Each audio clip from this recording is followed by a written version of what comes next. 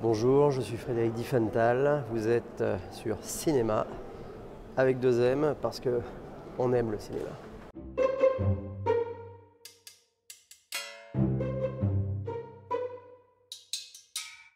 Je suis tellement content de te retrouver dans cette 30e édition du Festival international du film francophone de Namur. Je venais ici pour la première fois, moi je crois, ça devait être pour les 10 ans, 95. Où, un film de Monique Chiban dans lequel je jouais, qui était un de mes premiers films. Il y a 3 ans, j'étais venu avec un film de Catherine Corsini, Trois mondes, qui avait eu le prix du scénario, donc j'étais venu à cette occasion-là. Et je ne connaissais pas le FIF, et donc j'ai découvert comme ça, et j'avais trouvé qu'il y avait, je sais pas, qu'il y avait une bonne sélection, que j'avais l'impression qu'on parlait de cinéma ici, et pas d'autre chose, pas des à côté qui sont moins intéressants. Donc voilà, donc quand on m'a proposé pour la 30e édition, j'étais content de revenir. J'étais content que ça soit aussi Olivier Gourmet, avec qui j'ai tourné 2 fois. Donc voilà, ça me semblait dans l'ordre naturel des choses de venir. Est-ce que c'est important pour un film d'être dans un festival ?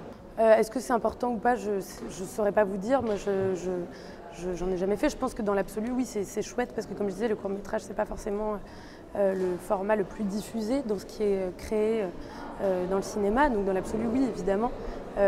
Après, je pense qu'il y a aussi des très beaux courts-métrages qui ne se retrouvent pas en festival. Et c'est pas grave, en vrai, même si on aimerait les avoir. Mais Je dirais oui et non. Il y a des films où il vaut mieux qu'ils aillent directement au public parce qu'ils ont déjà peut-être le potentiel, et des festivals peuvent quelquefois les abîmer par de la critique qui arrive trop vite. Et sinon, non, pour d'autres, au contraire, c'est un moyen de se faire connaître, d'être apprécié, de pouvoir faire naître un engouement. C'est une 30e édition un peu exceptionnelle, j'ai envie de dire, parce que c'est quand même une pluie de stars qui s'est abattue sur la capitale wallonne. Oui, et une pluie au sens propre aussi, qui s'est abattue sur la capitale wallonne. Non, à la fin du festival, effectivement, mais au début, il a fait très très beau. J'étais en terrasse ici.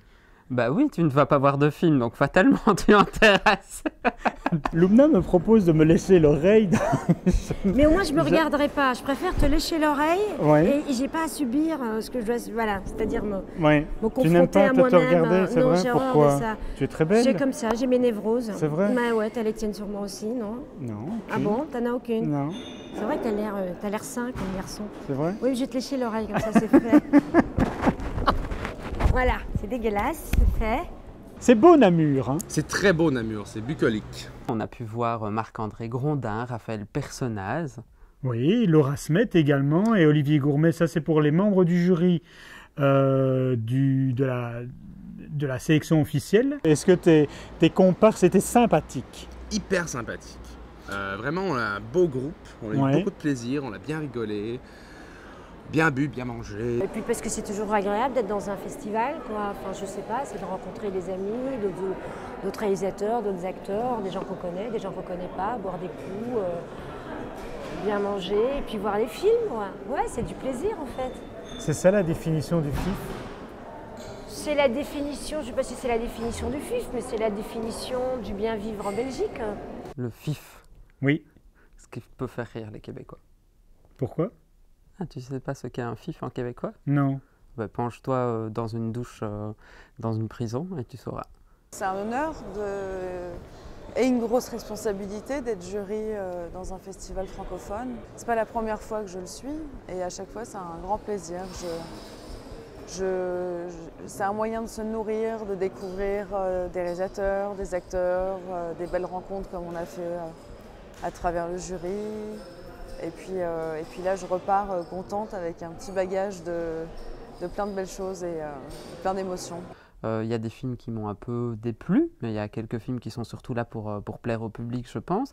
Puis il y avait surtout de très très bons films, notamment en compétition et en premières œuvres belges. Est-ce que vous avez vu des bons films? J'ai vu des bons films. Est-ce que vous étiez d'accord sur les films que vous avez vus?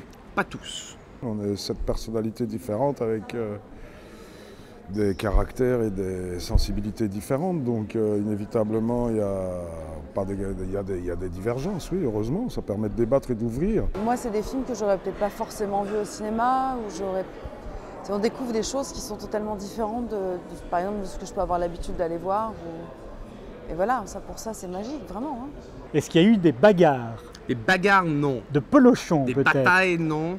Non, il y a eu des échanges émotionnels. Oui, parce qu'on même. s'entend que l'art, le cinéma, c'est... Ça a pleuré, ça a crié. Il n'y a pas de... Non, ça n'a pas crié. Ça a levé le ton, parce que bon, on est en Europe, hein, tout le monde lève le ton. Au sein du jury, il y avait des avis très variés, mais tout le monde a argumenté avec plutôt... je sais pas, je trouve qu'il y avait un bon dialogue, quoi. Et le palmarès qui va sortir, je pense, sera à l'image de jury, c'est-à-dire c'est assez éclectique, assez varié. Et surtout, c'était l'envie d'avoir un regard comment dire, bienveillant sur les films. Moi, je ne suis pas un intellectuel du cinéma, je ne suis pas un théoricien du cinéma, je ne suis pas un technicien du cinéma. J'ai vu beaucoup de films, mais je ne suis pas quelqu'un qui les garde en mémoire et qui peut citer des plans ou des façons de faire, enfin avoir un discours sur l'histoire du cinéma ou sur certains réalisateurs. Et dans ce sens-là, le jury était... Je ne dis pas qu'il n'y avait pas d'intello dans l'histoire, mais qu'ils le sont peut-être, mais en tout cas, c'était plutôt sur l'émotion, vraiment, sur la sensibilité, l'émotion, l'instinct et le moment présent. C'est la première fois où je vois autant de films en si peu de temps. Et en même temps, c'est ça qui fait le charme aussi. C'est assez fatigant en fait, hein, parce qu'on doit pas le lâcher, on doit s'accrocher aussi un peu aux détails pour en parler après. Donc, et puis c'est d'être assis aussi pendant 6 heures et voilà, c'est des choses comme ça, mais franchement on va pas se plaindre. Moi j'ai vu de très très beaux films. Voir autant de films en si peu de temps et des films d'origines différentes change la manière dont on peut voir sa carrière par la suite. En tout cas, quand on voit des beaux films comme ça peut donner envie de travailler avec ces réalisateurs-là ou réalisatrices-là. Est-ce que ça donne des envies de faire d'autres choses? Non. Non. Ouais, c'est intéressant ce que vous dites parce que moi je suis dans une phase d'écriture en ce moment sur un projet personnel et le fait de voir énormément de films avec une narration différente, avec des styles extrêmement différents, on peut se dire tiens ça je ne le ferai pas, ça je le ferai, donc ça peut influer dans un sens ou dans l'autre. Et en même temps, après ça, il faut garder sa ligne, sa voix et ne pas être comment dire, trop influencé par le côté grandiose que peut avoir l'image, c'est-à-dire qui va imprimer la rétine, mais qui forcément, qui appliqué à votre propre travail ne serait pas réellement vous. Donc il faut quand même rester fidèle à ses convictions, à ses valeurs, tout en acceptant la vision de l'autre. C'est ça que j'aime bien aussi avec la vision de films qu'on n'a pas l'habitude de voir. Moi j'ai peu l'habitude de voir des films roumains ou libanais. Et là, le fait d'en avoir découvert certains, c'est assez passionnant de voir une autre grammaire, une autre façon de voir les choses. Donc je trouve que pour ça, ce festival, en tout cas cette édition, était ouverte et riche.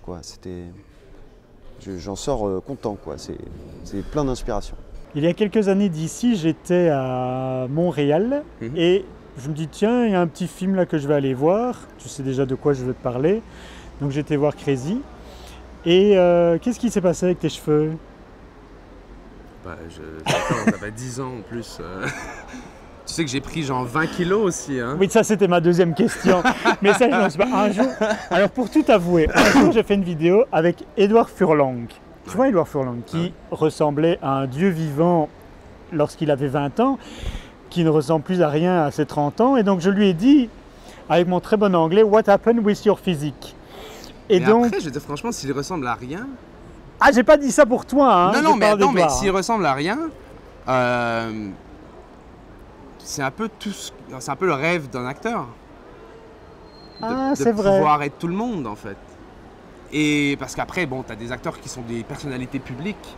Oui. Et là, il va être beau gosse, égérie, Vuitton, peu importe. Mais un acteur qui ressemble à rien, moi, quand je présente un film et que je suis je fais un débat après, les gens me disent « je t'aurais pas reconnu », je me dis « j'ai bien fait mon boulot ». Et c'est la base de toute façon de l'acteur. L'acteur, à la base, il y a longtemps, sur les planches, ça se déguisait, c'est les perruques, les hommes jouaient des femmes, les femmes jouaient des hommes. Ça se perd maintenant. Maintenant, on veut des personnalités, on veut moins des acteurs. Tu as ce petit côté nul et tu ne te renseignes pas sur la personne que tu vas interviewer. Je trouve pas ça bien, mais en même temps, tu apprends ton métier peut-être. Il y a un moment où les gens, petit à petit, ont dû faire leur deuil de Crazy. Je ne serai pas un jeune gay de 20 ans, Toute ta tout vie. petit, qui porte du 29 de filles en jean. Ouais. Et maintenant, c'est du combien? C'est du 32 d'hommes. Ça va, c'est pas... Non, ça va, ça va. Mais ouais, je crois que les gens me voient différemment. Je crois que je force les gens à accepter le fait que voilà, je suis plus un jeune premier, je suis un homme, j'ai l'âge que j'ai, et je me sens beaucoup plus moi maintenant qu'à 20 ans. À l'époque de Crazy, tu avais un groupe de musique, et aujourd'hui? Malheureusement, je joue presque plus. J'ai joué avec quelques groupes en 18 et 24, 25 ans. Maintenant, je joue très rarement. Pourquoi?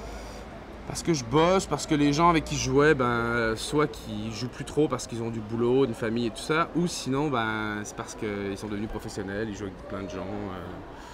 Ils n'ont pas envie de jouer avec moi pour me faire plaisir. Est-ce que tu veux bien me montrer comment se passe un baiser de cinéma? Ça dépend aussi. Quel genre de baiser de cinéma? Ah mais je ne sais pas, c'est ta leçon. C'est toi qui décides. Je t'embrasse, c'est ça. Je te demande une leçon de cinéma. Comment se passe un baiser de cinéma? Regarde-moi dans les yeux, tu veux que je t'embrasse, c'est ça? Je suis le modèle. Tu rougis, hein? Écoute, attends. On est au balcon. Au balcon, il y a plein de gens en bas. Il veut que je l'embrasse. Quoi? Il ne comprend pas. Elle est flamande. C'est des jeunes. Écoute, ouais, mais faudrait répéter avant. Ah. Et quand est-ce qu'on répète? On coupe, on va à l'intérieur et on répète. Bon, allons répéter alors. Vous aurez la suite peut-être après le générique. Mais quoi, tu veux vraiment m'embrasser ou non? C'est quoi? Ah oui, tu veux? Non, je Moi, ne veux pas. bien. Mais je ne veux pas, mais t'as le regard qui perçant se comme ça. japonise comme ça un petit peu. Ah oui, ouais, le c'est côté vrai. comme ça qui retombe un peu comme ça et on sent. Mais non. Non. Allez, on va Non. rester là de cette bêtise. Ouais. Merci beaucoup. Mais merci à toi. Et très heureux de t'avoir rencontré. Mais moi aussi. J'irai voir Exil. Mais j'espère. Tu peux les voir les autres aussi, hein, tu sais, il y en a. Aussi. Voilà. Ouais, merci. Je t'en prie.